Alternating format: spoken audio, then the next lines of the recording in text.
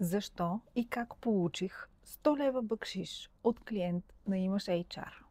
При нас може да се запишете за безплатна 5-минутна консултация, за да разберем дали може да сме ви полезни. Но при една от тези безплатни консултации вчера, аз я проведох, тя продължи доста повече време, бях се подготвила с съвети по автобиографията на клиента.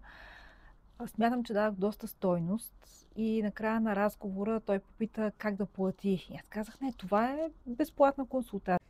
Клиентът беше много доволен, благодарен и каза, по този телефонен номер сигурно има Револют, ще изпратя пари за едно кафе.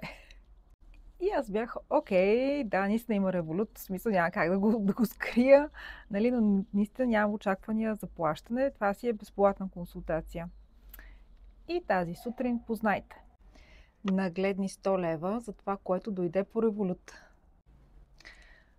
Парите са важни, но още по-важно е уважението на времето и тези години опит, които съм акумулирала, за да мога да дам стойност в рамките на 1 час или 2 часа консултации и съм много благодарна за оценката.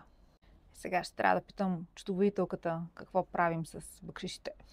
Ако искате и вие да се запишете за безплатна 5-минутна консултация с нас за спечелване на мечтаната работа, последвайте линк в описанието.